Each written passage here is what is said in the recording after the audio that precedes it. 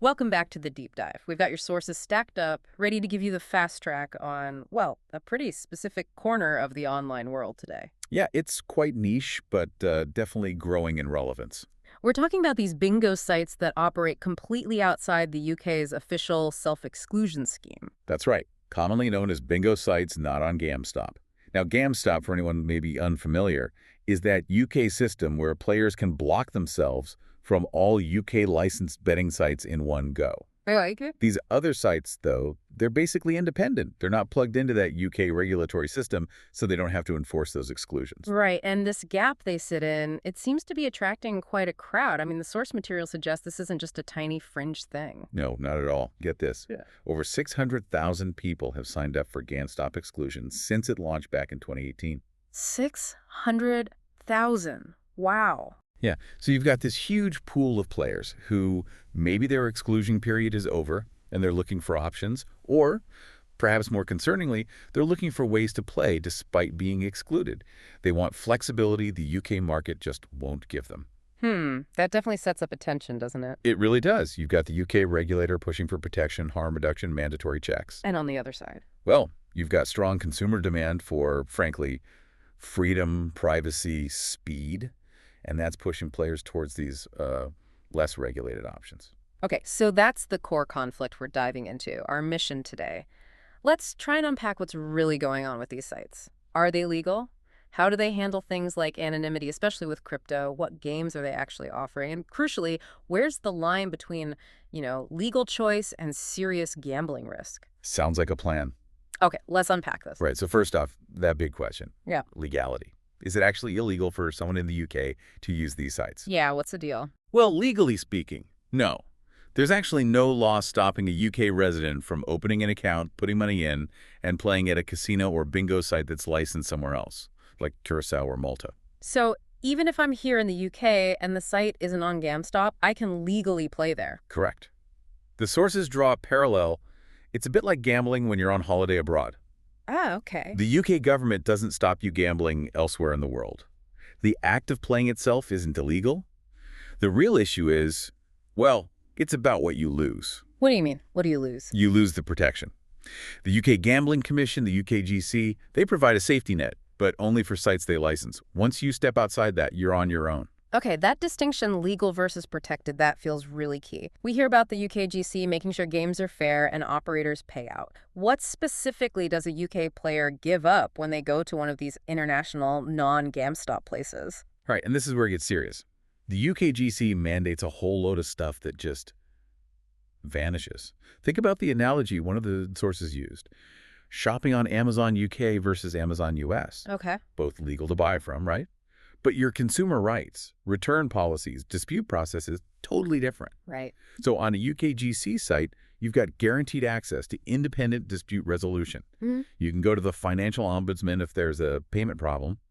The games, the random number generators, they have to be tested for fairness. And outside the UK system. None of that is guaranteed. Yeah. It might be there Yeah. if the operator is good and their non-UK license requires it, but it's not mandated by UK law. So let's say I hit a big jackpot on one of these sites and they just refuse to pay. My options are limited. I'd have to deal with whatever regulator is in charge in, I don't know, Curacao. Too much. You're swapping that high level of guaranteed UK protection for, well, more freedom in how the site operates. And that freedom seems to be a big part of the appeal, leading us to anonymity and speed. Exactly. That's a massive draw. Yeah, the idea of signing up super quick is tempting. We saw examples, didn't we? Like sites getting you playing in maybe 10, 30 seconds. Just email and password. Yeah, bang. You're in. It bypasses all the usual hoops. And those hoops, the KYC checks. Know your customer. They're there for a reason in the UK system.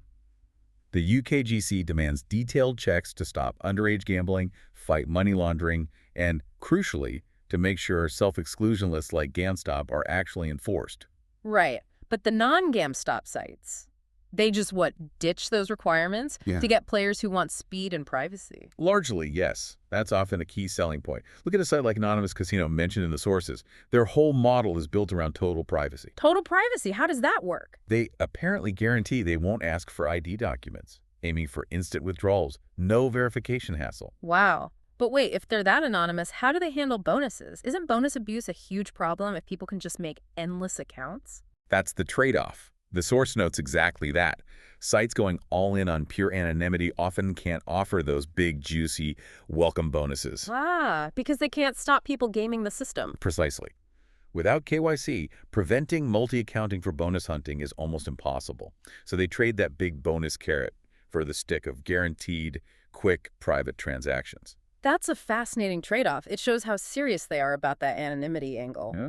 Okay, so this speed, this privacy, it brings up the money. How does the money actually move if they're avoiding traditional bank checks? Well, this is where crypto comes in, doesn't it? It's completely changed the game. How so? Because the traditional system relies on banks, payment processors, central authorities, all the things these privacy-focused sites, and maybe their users, want to avoid. Crypto offers a way around that. And our sources showed a big uptick, right? Not just Bitcoin, but Ethereum, Litecoin, Dogecoin, Solana, all sorts. A massive shift, Mm. and the scale is just staggering. According to that Crypto Gambling Foundation report, global crypto gambling transactions topped $100 billion in 2023. Wow. 100 billion. Yeah. That's not small change. That's a whole parallel financial system bubbling up. Exactly. And think about the advantages for the player, especially someone trying to get around GamStop. Transactions can be instant. No waiting days for a withdrawal to clear the bank. And no bank involved means more privacy. Total privacy from your bank's perspective, no third-party authorization needed. For someone who's self-excluded, maybe worried about banks seeing gambling transactions, crypto is, well, it's a faster, more private route back to playing. And that route leads not just to bingo, but thousands of games, apparently. Yeah, that's the next big pull factor. Sheer variety. These sites really compete on choice. You mentioned MyStake sources say over 4,000 games. That's huge. Variety isn't just a feature, then. It's like a core strategy. Definitely. In this competitive space, outside the usual regulations, offering more is key. Here's where it gets really interesting when you look at the actual bingo games. Right. Let's get into that. Because it's not just the standard UK stuff, is it? No, it varies quite a bit. Let's start with the familiar one. Classic British 90 ball. That's the one most UK players know. 3 rows, 15 numbers. Yep. 3 chances to win, usually. 1 line, 2 lines in the full house. Games tend to be a bit longer, build a bit more tension. Okay, standard. Then what? Then you've got the American-style 75 ball. Yeah. That's the 5x5 grid, often with a free square in the middle. The key difference is you're usually playing for patterns, could be lines, but often diamonds, crosses, letters, that sort of thing. Yeah, that makes it quicker. Generally, yeah. Maybe 3 or 4 minutes a game. Yeah. More fast-paced. Okay. What else? Well, then there are the ones sort of born online, like 80-ball bingo, sometimes called the speed demon or the middle ground. Yeah. Uses a 4x4 card. It was designed to be faster than 90-ball, but maybe a bit more structured than 75-ball pattern games. A digital native, kind of. Exactly. And if you want really fast, there's 30-ball bingo, tiny 3x3 card, 9 numbers. It's just a race to mark them all. Games could be over in a minute or two. Pure speed. Wow, quick hits. Yeah, perfect for mobile play or fitting in a quick round. And there was that other one, Slingo. You mentioned that. Yeah, yes, Slingo. Yeah. You see that a lot on these non-GamStop sites. It's this weird, but apparently quite addictive hybrid. Hybrid? How? It basically mashes up a slot machine reel mechanism with a bingo card. You spin reels to get numbers, and you mark them off your grid. It's different. Creates a whole other kind of gameplay loop. Interesting. So, lots of game types. But what about the social side? Bingo halls are famous for the atmosphere, right? They are, and these sites try to replicate that online. Many offer live bingo rooms. With actual people. Yeah, real hosts running the games, chatting with players, keeping the energy up, plus active chat rooms alongside the game, often with little chat games running where you can win small bonuses for quick answers or participation. They work hard to build that community feel. Right, recreating the buzz online. Exactly. So if you pull it all together, you see the appeal, don't you? These non-GamStop sites offer UK players a real alternative. More freedom, potentially bigger bonuses, like that 150% offer from CosmoBet. We saw faster access, more game variety. But we have to come back to the warnings, the risks. Absolutely essential. That freedom comes at the cost of that UKGC safety net. Players have to do their homework. Due diligence, right. Yes. Check the operator's reputation, find out about their license, even if it's not UKGC, read reviews. While many might be legitimate, if things go wrong, you have far less official recourse. The protection just isn't guaranteed. And this is the really critical point, especially for anyone listening who might be thinking about these sites because they're trying to avoid GamStop restrictions due to a gambling problem. Precisely. If that's the situation, then the very things that make these sites attractive, the speed, the anonymity, the lack of enforced checks, they stop being features and become potential dangers. Well, the UK market forces operators to offer tools like deposit limits, session timers, mandatory cool-off periods, non-GamStop sites. Often they don't have to, or if they do, they're voluntary. So it's easier to lose control. Potentially, yes. The speed means losses can mount faster. The lack of strict KYC means if someone is determined to play despite knowing they have a problem, the platform isn't designed to stop them in the same way a UKGC site is required to. The responsibility just shifts entirely onto the player. Completely. You Okay. have to set your own limits, recognize your own triggers, manage your own play, and that's a huge ask for someone who might already be struggling with control. The message has to be, never ever gamble with money you can't afford to lose. Period. Yeah, that's the absolute bottom line. It comes back to that tension you mentioned at the start, freedom versus protection.